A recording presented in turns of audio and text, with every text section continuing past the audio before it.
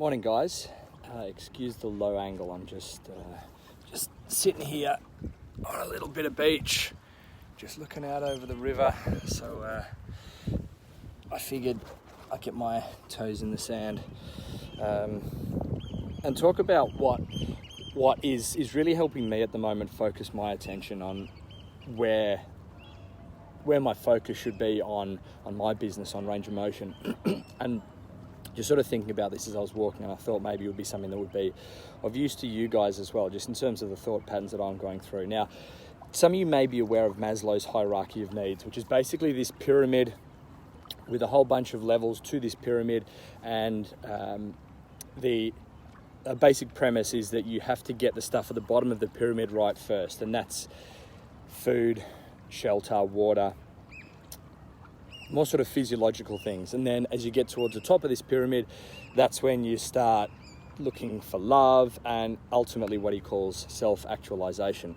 So I figured there was a similar pyramid in terms of what we should be focusing on now in our fitness businesses. And depending on your level of preparedness, on the strength or the safety of the systems within your business, that's going to determine what sort of level of this pyramid you should be focusing. Now, let me tell you how I got to this. And basically, this is a bit of an insight into how my mind works. I operate well when I have clearly defined focuses. So if I don't really know what I'm working on, I have an ill-defined task, I'm not very good at it. Now, obviously not necessarily taking orders from anyone else, as is the case with a lot of you guys as well. I don't have anyone to instruct me and tell me what to do. But if I did, for me to be able to do that task well, I would need a very clearly defined intended outcome. And something that I've been struggling with, not necessarily anymore, but over the last few weeks during this COVID-19 outbreak, is trying to establish where my focus should be on my business. Now, ordinarily this is easy for me because I have an A3 laminated sheet, which is in my office. It's stuck up in the shower at home, much to my wife's dismay. And basically that has all my goals, my targets for the next 12 months, and also the key pillars of the business in terms of what I should be focusing on. So it's very easy for me to come back to, if I'm focusing and looking after these 4 things, then I'm looking after the business. And this is for our physical premises. And those 4 things are my staff, the actual physical building or facility itself, our marketing, and the client experience. So I know that if I'm working on those 4 things, I'm good to go. So how does that help us in this current COVID-19 situation? Well, I figure there are 4 things that you could potentially be focusing on now in your business. Let me talk you through these 4 from the bottom of the pyramid to the top of the pyramid. In terms of Maslow's Hierarchy of Needs, the physiological right up to the self-actualization. So the first step, and if you're in trouble, if your business is in trouble, if you're disorganized at the moment, this is where you should be focusing. The first step is on ensuring that the business model that you had 6 months ago is continuing as close as possible today. So what does that mean? That means that the clients you had 6 months ago are still your clients now. It means that the systems you had 6 months ago, you're still as close as possible to those systems now. So the product, the experience that your clients get, what it is that you're selling, needs to be as close now as it was 6 months ago. That's the first thing. That is protecting your business as your business has always been. It's protecting your business today in this situation. If you're doing that, if you've got the systems in place and you can sort of take a breath, right, I'm looking after our people, I'm looking after our clients, then you can move on to the next step. And the next step is, am I protecting my business as it was 6 months ago, my clients as they were 6 months ago? Am I protecting them when this is all over? Am I going to have a business to come back to? That's the second question you should be asking. And you ask yourself that only if you are secure at the moment now looking after your current business. So now you start to think a bit more future focused. Is my business going to be okay in 6 months? Is it going to be okay further down the track? Am I doing the things now that I need to be doing to position myself and the business to be surviving and thriving once this is over? That's your second question. If you answered yes to that, then we can start to become a little bit more innovation focused, a little bit more pivot or adaptation focused. The third level of this pyramid of where we should be focusing our attention as fitness professionals during the COVID-19 outbreak.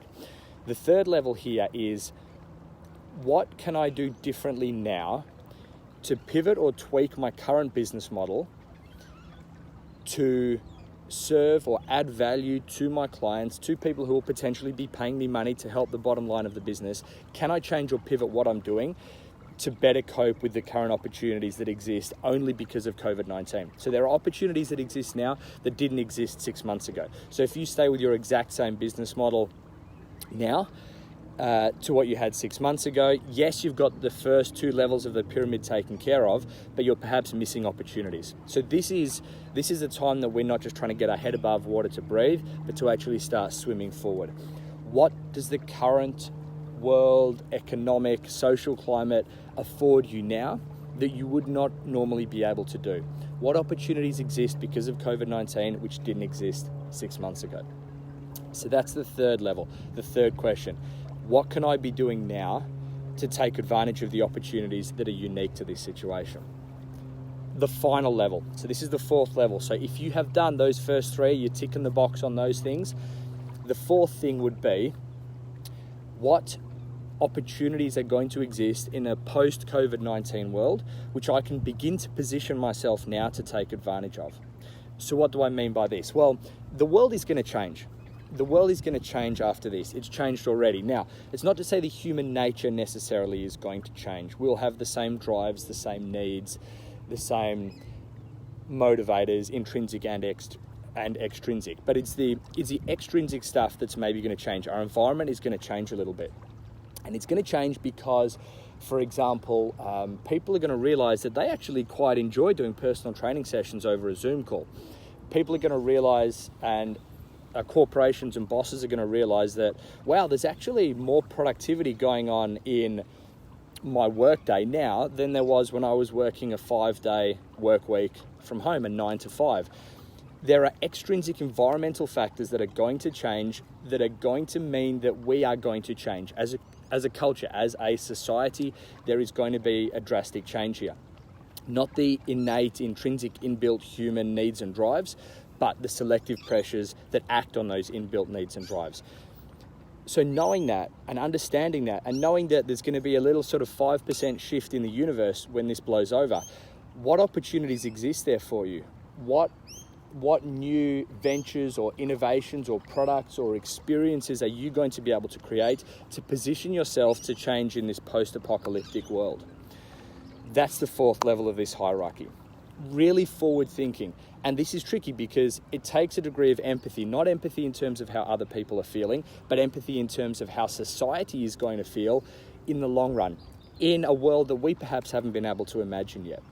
That's why it's at the top of this pyramid, because you have to get these other things lined up first. Again, the 4 things that you should be focusing your attention on now. The first thing, protecting your current business model and your current clients. And by current, I mean pre-COVID-19. If you've done that, cool. Second thing, protect your future business model. How can the existing business model of your business, how you've been operating for the last months or years, how can that continue to thrive in the future once this is finished? Third thing, what opportunities exist today and now as a result of COVID-19 that have not existed at any other time in the past, and perhaps will not exist at any other time during our lifetime, at least, in the future? And finally, what can you do in the future to position yourself, your business, to be able to impact your bottom line and impact the health of your clients, their families, populations, generations? What can you do based on the changing world that we will experience post-COVID-19?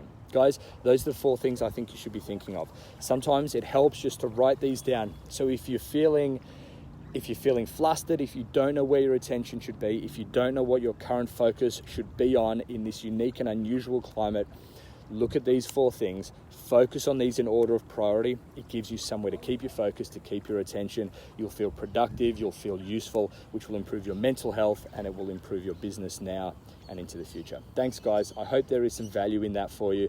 It's definitely something that has been of value to me, just to be able to narrow my focus and know where my mind should be going during beautiful long walks like this or any white space. Thanks, guys. Thanks for joining me. See you in the next one.